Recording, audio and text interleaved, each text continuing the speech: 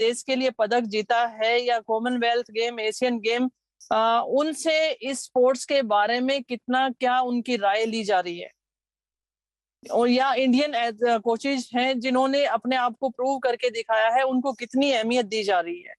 तो ये सारी चीजें हमें लागू करनी पड़ेंगी हम जब भी बात आते हैं। बिल्कुल, क्योंकि जो पर्दे पे किरदार निभा रहा होता है, चाहे वो फिल्म हो और चाहे ग्राउंड में वो जो एथलीट, लेकिन उसके पीछे की मेहनत किसकी है और उस मेहनत को और इजी कैसे किया जा सकता है, वो सोचने की जरूरत है। और मैं इधर कहना चाहूंगी, जब हरियाणा में हुड्डा साहब थे तो उन्होंने एक पॉलिसी लागू की थी कि हमें स्कॉलरशिप बच्चों को देनी है, और यही कारण है कि हरियाणा नंबर 1 रहा। जो छोटी एज में स्पोर्ट्स शुरू होना चाहिए वहां पर उन्होंने स्कॉलरशिप दी बच्चों को, और आज वो हरियाणा नंबर 1 उभर कर आ रहा है। आज धीरे धीरे वो प्राइज मनी भी, बड़ी सारी चीजें हुई, लेकिन नींव का पत्थर मजबूत करना बहुत जरूरी है, तब जाकर हमें मेडल मिलेंगे। और आज निश्चित मानिए, वो 8-10 साल की उम्र में जब हमें स्पोर्ट्स कराना है तो स्कूलों में भी अच्छे हमें पीटीआईज की जरूरत है, जो स्पोर्ट्स के बारे में नॉलेज रखते हो, जो हुनर तराशना जानते हो, और उन्हें हुनर का पता हो कि कौन सा बच्चा बॉक्सिंग कर सकता है, कौन सा बच्चा रनिंग कर सकता है, या कौन सा बच्चा डिस्कस थ्रो कर सकता है। ये पहचान बनाने की जरूरत है। बड़े अफसोस की बात कि हमारे चाहे इंडियन कल्चर की बात कहूं या कुछ और को, डॉक्टर्स के बारे में बता देंगे, इंजीनियर्स के बारे में बता देंगे, लेकिन डिस्कस थ्रो क्या होता है उस स्पोर्ट्स के बारे में कोई नहीं जानेगा। बिल्कुल आपने बात कही, आपका दर्द जो है जी, और मैं बहुत गर्व के साथ कह सकता हूं।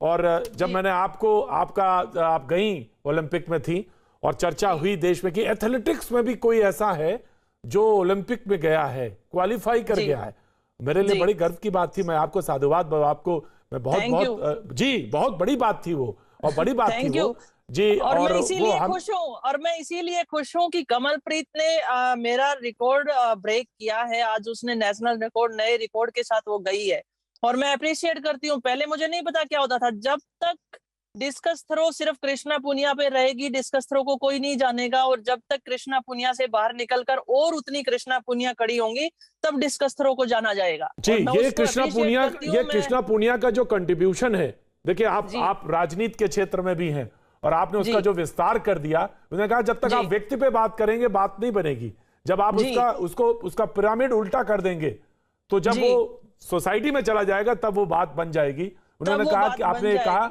एक सेंटेंस बोला कि नींव का पत्थर मजबूत होता है तो बात बनती है। मैं राजपाल जी आपके पास आना चाहता हूं। हॉकी में तो नींव का पत्थर ही मजबूत था और हम जीतते चले जा रहे थे, वहां क्या हुआ वो नहीं समझ में आया बहुत। या तो हॉकी बदल गई, टोटल हॉकी आ गई, किस तरह से टेक्निकल एक्सपेक्ट आ गए, तो वहां तो नींव का पत्थर बहुत मजबूत था। लोगों ने कहा कि एक लकीर और है वो क्रिकेट, मैं नहीं कंपेयर करना चाहता। एक स्पोर्ट्स में जो इंटरेस्ट रखता है आदमी, उसके लिए सारे स्पोर्ट्स बराबर हैं, लेकिन हाँ ये सवाल जरूर है कि वो बहुत मजबूत पत्थर था। लेकिन इस बार हम 41 साल के बाद वो जो कह रहे थे टोटा था, वो जो सूखा था, वो दूर हो, पदक आए, बहुत अच्छी बात है। लेकिन हॉकी में वो जज्बा कैसे पैदा किया जाए और कैसे पैदा हो, ये सवाल अभी भी बना हुआ है जी। राजपाल जी। प्रतीक जी, आपने शुरुआत में एक बहुत अच्छी बात की कि आपका पहला प्यार जो है वो स्पोर्ट्स रहा है जी। और जब भी आप न्यूज़पेपर पढ़ते हैं तो सबसे पहले आप स्पोर्ट्स का पेज पढ़ते हैं जी। पर आपने भी देखा होगा कि उसी न्यूज़पेपर में सबसे पहला पेपर जो होता है वो पॉलिटिक्स का होता है। तो पहले कोई भी व्यक्ति सियासत पढ़ता है, फिर स्पोर्ट्स पढ़ता है। और स्पोर्ट्समैन भी, अब तो स्पोर्ट्समैन भी सियासत में आ रहे हैं, स्पोर्ट्समैन भी सियासत में आ रहे हैं। और वो देखिए बगल में ही बैठी हैं, वो तो सियासत में आई गई हैं। मेरी बात तो आप पूरी बात होगी। राजपाल जी आप ही की बात सुन रहा हूं मैं, आप पूरा देश सुन रहा है इसमें आपको। राजपाल जी तो आप समझ, इसमें भी है कि हम पहले स्पोर्ट्स करें फिर पॉलिटिक्स पढ़े जी। लेकिन न्यूज़पेपर में पहले सियासत पढ़ते हैं, बाद में हम खेल पढ़ते हैं।